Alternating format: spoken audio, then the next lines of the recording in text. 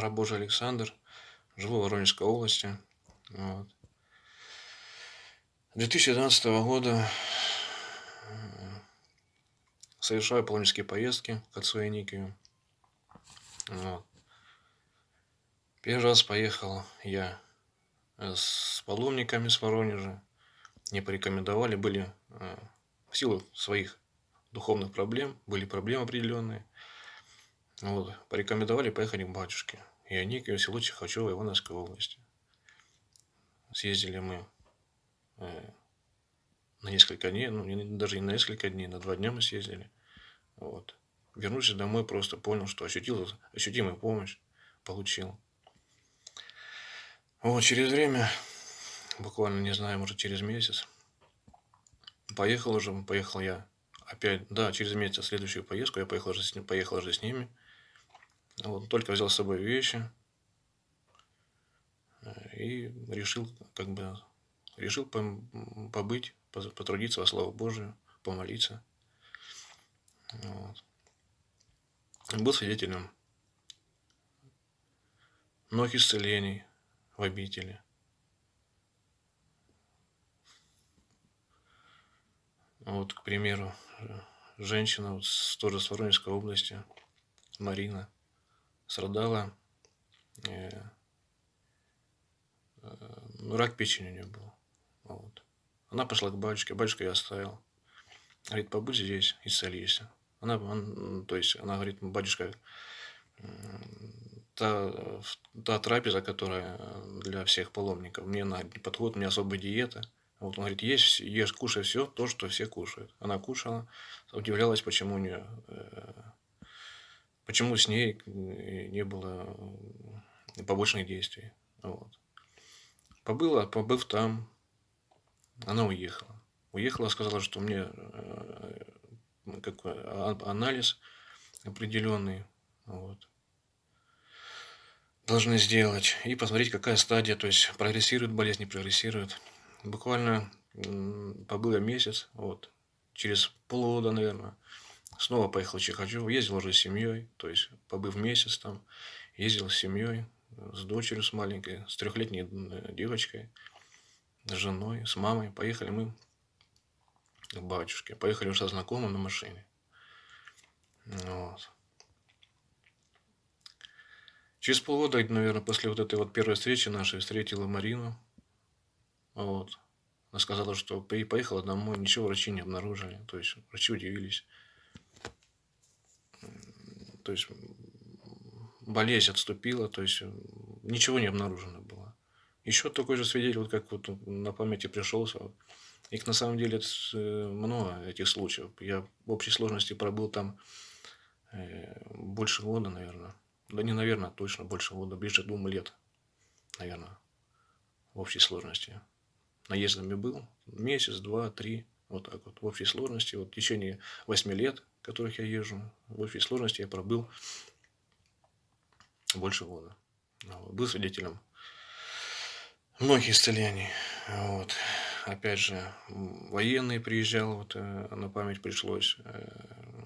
20 лет, говорил, я езжу по санаториям, по госпиталям военным, проблемы с печенью. Вот. Диагноза я не знаю, что у меня там было конкретно, но он сказал, что только здесь я получил, говорит, определенную помощь. Он уезжал, приезжал через время, то есть он отслеживал свою болезнь, вот, побудет, уедет, и говорил, что есть значимое ощущение помощи, и все это подтверждено медициной. Стал свидетелем передачи, которую показали на центральном телевидении. Был на самом деле очень удивлен. Удивлен в каком плане? В плане того, что то есть, если бы я услышал бы это просто от кого-то или понаслышке бы, не знал бы этого места, я бы придал, может, значение какое-то. После каждой ночной службы батюшка проводил ежедневные службы, пока ножку мы не отрезали. Не так давно им отрезали ногу. После ночной службы 2 часа литургия, и, как правило, там в зависимости от народа, до 5, до 6 часов она продолжалась. Вот. Служба ночная. После службы батюшка всех принимал. В праздничные дни число паломников доходило, и со счета сбивались там, то есть люди в храме все не помещались, люди на улице стояли, и батюшка всех принимал после службы, то есть никто не уезжал, не утешен оттуда, все получали, то есть с вопросами, все получали ответы на свои вопросы, всех батюшка принимал, всех кормил после трапезы или после службы трапезы. Вот. Все уезжали с решением своих вопросов. Вот. На послушании был я, значит, так сказать, дежурным в плане чего? То, что люди приезжали разные, и хромые, и косые, и слепые, и болящие в плане, в духовном плане, и шипели, и рычали, и кричали, и что я только там не видел.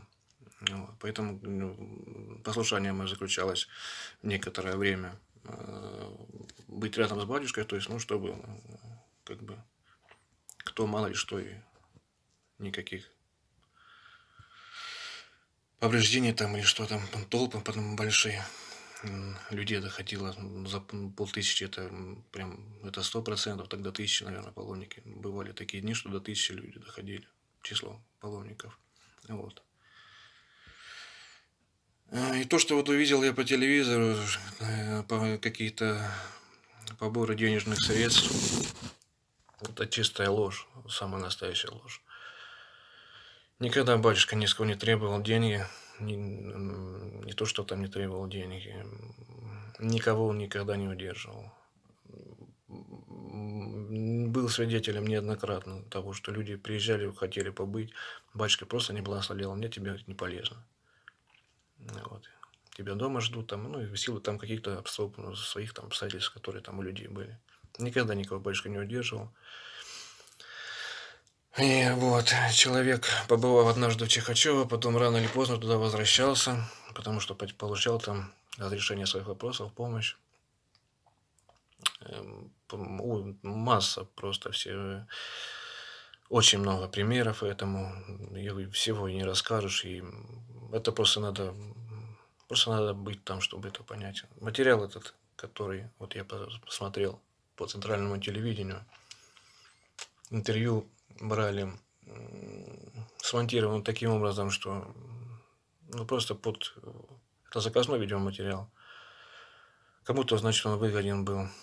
Вот. Слова вырезаны из контекста, потому что ну, это непонятно только для тех людей, кто там не был.